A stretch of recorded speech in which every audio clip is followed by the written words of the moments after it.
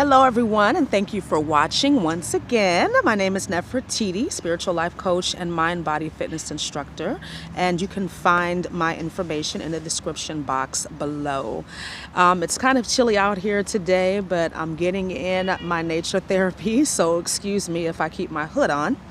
But I wanted to do a video today about wealth and ascension. Let me preface this by saying that wealth is a lot more than money, okay? But money is a huge part of wealth. That's what we associate with wealth often. And wealth is actually, in my opinion, a mindset, okay? Everything starts with the mind. And we can be wealthy in a lot of things. We can be wealthy in money, of course, but we can also be wealthy in relationships, wealthy in health and well-being, wealthy in peace. But I wanted to make this video specifically because I'm noticing a lot of spiritual YouTubers and spiritual teachers talking about this subject, whether directly or indirectly, meaning that they are being very candid about their financial situation, i.e. they're needing support and they're not ashamed to ask for it, which I think is great. But I'm also seeing videos where people are like, oh, money doesn't matter and there's going to be a financial breakdown. And I think both of those are true, but I wanted to make this video again to be very clear about what I feel and what I have read and researched about wealth and finances, because first of all, when we ascend into the fifth dimension, or most of us have already, the 5D energy is here basically, but that does not mean that the money is going to go away. Now, I've mentioned in other videos that Saturn and Pluto are in Capricorn and Jupiter is going to go there, so this is going to this indicates that there is going to be some kind of financial reset. I do believe that, but we need it, right? The money, every dollar bill has debt attached to it, okay? The financial or the Federal Reserve, they're not actually a government agency. They're no more federal than Federal Express. So I think even as we're ascending and becoming more spiritual, or connecting to our spiritual selves more, we still need to have a practical element to our spiritual growth and development, because let's face it, in order to build something, it does require money and finances. And like I said, it's a mindset. So I wanted to offer some of my tips, you know, and I'll also say that I have not mastered the money game, so to speak. I'm on my way, because it's definitely a process. When we're talking about building wealth, when we're talking about getting ourselves financially stable, 9 times out of 10, it's going to be something that you have to work at. Okay. Some people win the lottery, some people get inheritances and things like that. But the majority of us are going to have to work really hard to save, to budget, and to create these wealthy lives for ourselves, which I think is going to be essential in this whole process, because we need to fund this, right? It has to be funded. This ascension, building, reaching wider audiences, building our businesses, that all requires finance and money and wealth, which I said includes relationships and health and, you know, that mindset. So I've written some notes just so I can kind of stay organized. We need to know that we are already spiritually wealthy, right? We have a host of invisible energy that is supportive of us. So we're wealthy in terms of spiritual support. Now we have to tap into that. We have to acknowledge that this is a part of our heritage as spiritual beings on this planet, and choosing to incarnate at this time, that we do have this spiritual abundance. It's already available to us. Okay. And one of the things that I want to mention right off the bat is, but I've probably mentioned it earlier in this video, is that when it comes to money and finance, we have to be very practical in our approach.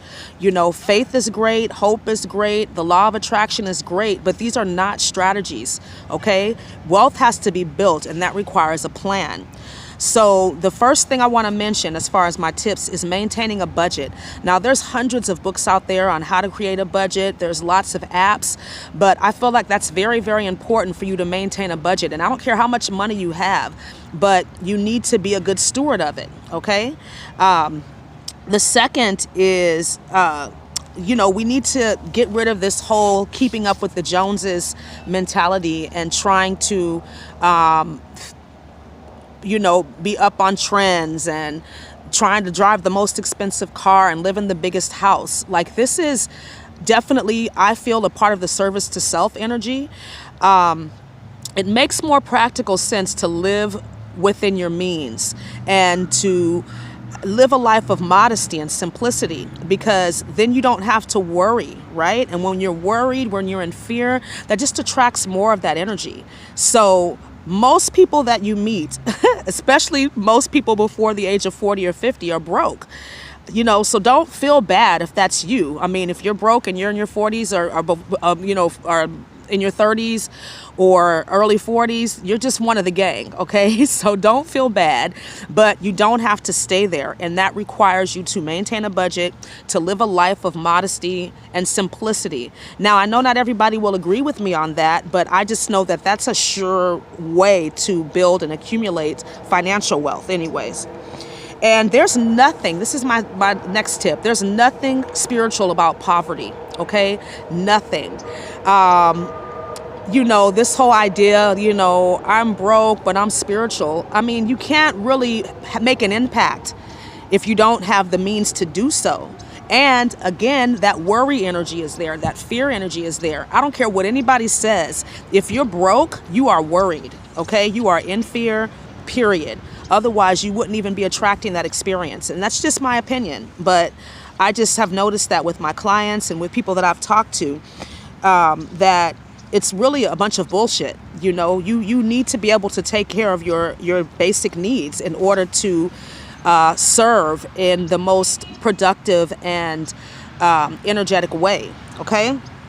And gratitude, this is my next tip. Gratitude speeds up the process of manifestation. So you may be watching this video right now and you might not have much, but be grateful for what you have. Be grateful for the wealth that is in your life. Like I said, you might have your health.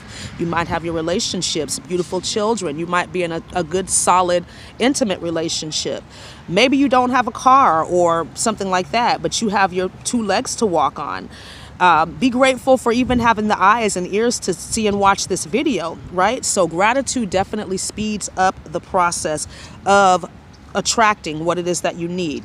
And remember that wealth can come to you in many forms, whatever it is that you need, all right? When it comes to spiritual things, we get what we need. So a lot of times we might think we need money, but what we actually need is an opportunity. What we actually need is, something that's going to get us to the next step. That's all wealth. That's all abundance. Okay. Money has not always existed. This world used to operate on a bartering system. So we need to quit attaching so much energy to money, but at the same time, be serious about building, financial wealth. And again, that is a process. And it does require you to educate yourself if you don't have that knowledge. If you're like me, you didn't grow up in a household where, financial situations or, financial education was given, right? I grew up in a house that was just like a lot of other households where you maxed out your credit, you have a mortgage. And I'm not saying these things are bad, but this is part of the conditioning that we've bought into. This is part of the system that we're in, okay? Slavery, physical slavery has ended. The new slavery is debt, okay? Debt slaves, wage slaves, like this is all bondage. And we have ways to get out of it. But again, it's a process, okay? Whether we want to accept it or not, time is still a part of our reality. Now, it doesn't exist in higher dimensions, but we're not all there yet, okay? Time is still definitely a component of our lives right now, all right? And we need to surround ourselves. This is our next tip. Surround ourselves with people that have a wealthy mindset. I read somewhere that 90% of your success in life can be determined by your reference group. Now, this is a hard one because a lot of times these are people that we've grown up with, family members, but not everybody is going to ascend at the same time. Not everybody is going to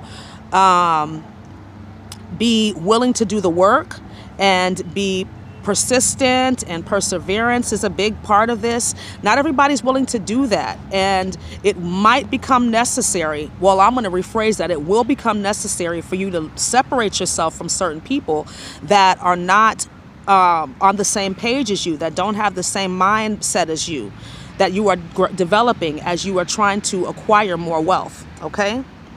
And another tip is to prioritize your life. What's important to you? You know, I hope this doesn't offend anyone. It might, but I find it very interesting that people can come up with the money to, you know, get plastic nails on and get hair weaves and have a $400 bag, but they're struggling at the end of the month to pay their bills. They have more month left at the end of the money. And that says a lot about your priorities, okay? So think about that. What is important to you? What is really, really important to you? And then start to invest in those things and let the other things fall away.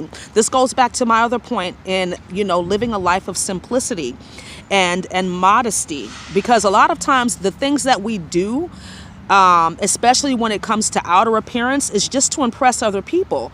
And again, it's our conditioning. It's a part of what we've bought into. But that creates, for some people, it creates a lot of poverty. It creates a lot of quiet desperation. And there is a way out of that, but it does take time, okay? And I'm going to end this video with, well, first of all, let me offer one more tip. Something really practical that we can do is living off of 90% of what we earn, okay? And if you're not earning an income right now, you need to get a job, right? Or you need to figure out a way to bring in more income.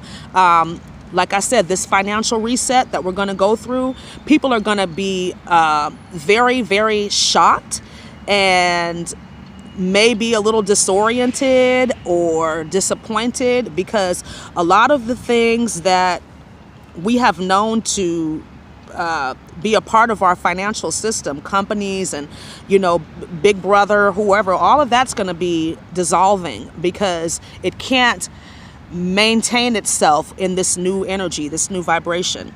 So living off of 90% of what you earn and saving 10% is a good start. Now, I'm going to end this video with a quote from Rich Dad, Poor Dad. And he said, Robert Kiyosaki said, if you find yourself in a hole, stop digging. Okay? So I hope this was helpful for you. Thank you so much for watching. Have a wonderful day. Namaste.